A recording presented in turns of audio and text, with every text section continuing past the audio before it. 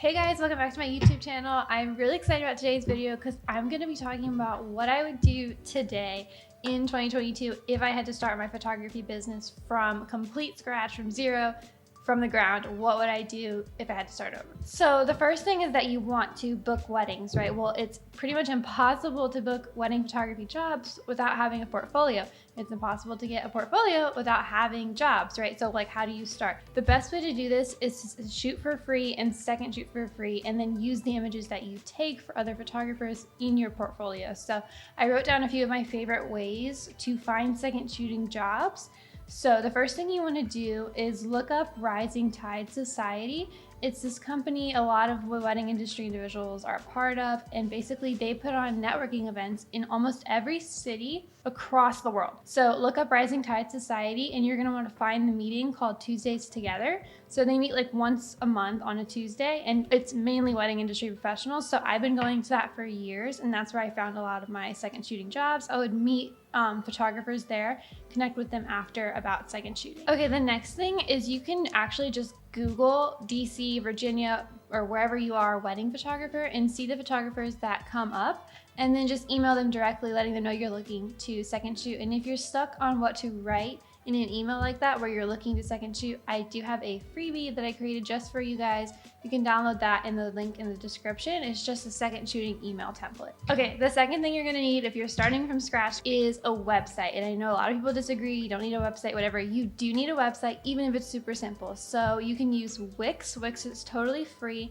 Or you can use something a little bit more expensive. Showit is $29 a month. That's what I've been using for years. And it's so important for you to have something to display your portfolio with.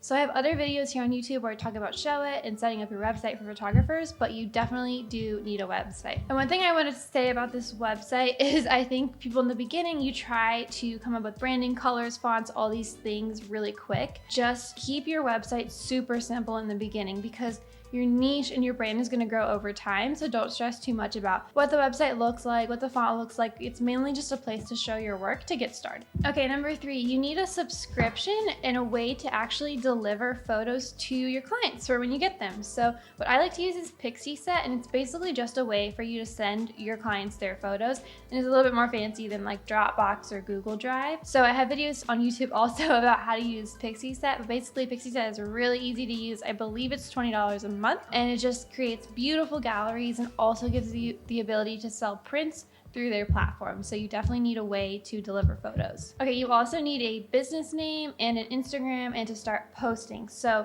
I've always believed in, treating your business the way you want other people to see it. So don't just say that you're a photographer, show that you have a business now. This is your name of your business. You need a business profile on Instagram, and start posting and start acting the way you want people to treat your business. Okay, the 5th thing I would do if I was starting from scratch is I would learn to use Lightroom. So Lightroom can be really complicated, especially as a beginner, but as soon as you learn it, it's like very easy to use. I would start dabbling in Lightroom. There are a lot of presets out there for sale where you can, start using them for your edits. But honestly, if I was starting from scratch, I would recommend just playing with Lightroom yourself, not worrying too much about the exact preset you're going to use for all your photos, because that can be so stressful. I've been there. So I would just focus on playing in Lightroom, learning how things, move and sliders work and how they affect your photos. And then over time, you will get really solidified in how you like to edit. So if I were starting from scratch and I could remember back then things that I would have wanted to know, I would tell myself to make myself look busier than I am, because looking in demand actually does attract demand. So I just wanted to put that in here. And I also would have told myself not to compare myself to other photographers. Like, we say that, don't compare yourself, but then we're on Instagram looking at everyone else's profile, and that is comparing yourself. And that can just be really toxic, as I'm sure you guys know, but I wish I had known that more in the beginning. And then also not to stress, I kind of said this already, too much about the niche. So I think it is important to decide what kind of photography you want to shoot, like weddings, pets, portraits, but the niche within that in the beginning is almost impossible to establish. So I used to stress a lot and didn't even know fully what a niche was, and I was stressed about it. I would also not stress about equipment. So I, in the beginning of my career, made a lot of purchases because people who I was looking up to told me, you need this, you need this, you need this. And actually, as I grew in the industry a little bit more, I realized with my style, a lot of the things that I had purchased, I actually didn't like or didn't need. So equipment is as subjective to your style as anything else, as a preset, as anything else. So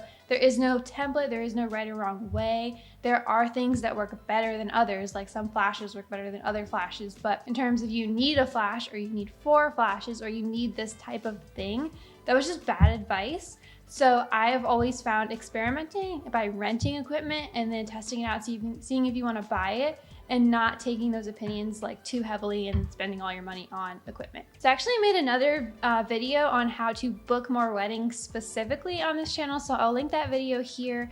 And if you want to download that second shooter email template that I mentioned, you can do that in the link down below. Make sure to subscribe, and I'll see you guys later on YouTube.